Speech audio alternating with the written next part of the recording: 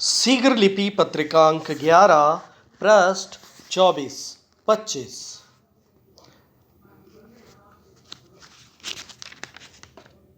चयन समिति का गठन इस प्रकार किया जाना चाहिए कि जिससे इस उद्देश्य की पूर्ति हो सके।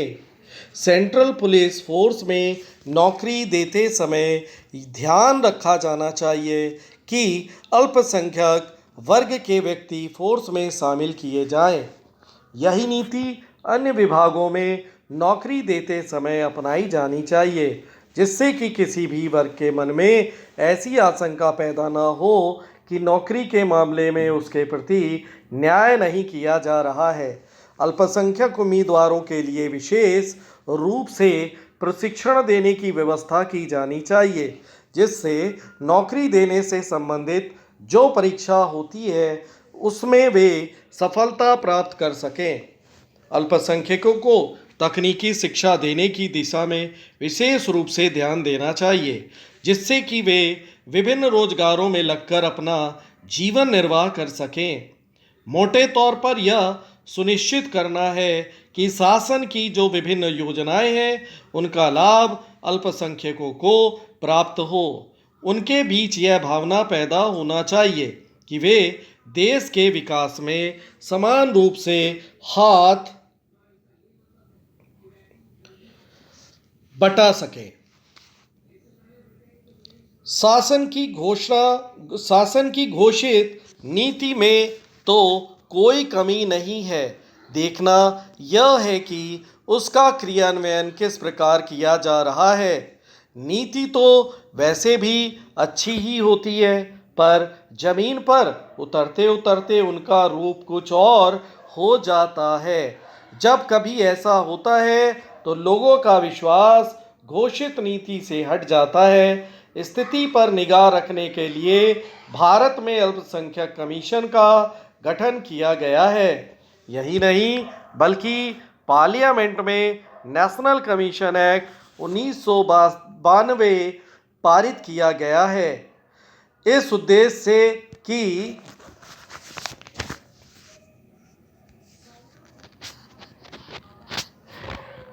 नवगठित अल्पसंख्यक वर्ग के ही हैं और अधिकतर सदस्य भी विभिन्न अल्पसंख्यक वर्ग के हैं। कमीशन का उत्तरदायित्व यह है कि अल्पसंख्यकों के विकास की गति का मूल्यांकन करें और सुनिश्चित करें कि संविधान में जो संरक्षण और अधिकार दिए गए हैं वे उन्हें वास्तव में मुहैया किए गए हैं या नहीं। कमीशन को शिकायतें सुनने का अधिकार दिया गया है। केंद्र और राज्य शासन को कमीशन अपनी सलाह मशविरा दे सकता है। राष्ट्रीय कमीशन को अदालत के अधिकार दिए गए हैं, जिससे गवाहों को सुनवाई के लिए बुलाया जा सके, दस्तावेजों की जांच की जा सके व अन्य कार्रवाई की जा सके जो अदालतें करती हैं। अल्पसंख्यकों की सुरक्षा को ध्यान में रखते हुए भारत में रैपिड एक्शन फोर्स RAF का गठन किया गया है। जब कभी दंगे फसाद होते हैं, इस फोर्स को खास तौर से प्रभावित इलाकों में भेजा जाता है। दंगे फसाद के दौरान किसी व्यक्ति की मृत्यु हो जाती है, तब उसके परिवार को पर्याप्त आर्थिक सहायता देने का प्रावधान किया गया है, इस उद्देश्य से कि मृतक या घायल व्यक्ति का परिवार आर्थिक कठिनाई का शिकार न हो। दंगे फसाद की चपेट में आए परिवार के बच्चों की शिक्षा सुचारू रूप से चलती रहे, इस उद्देश्य से national foundation for communal harmony का गठन किया गया है।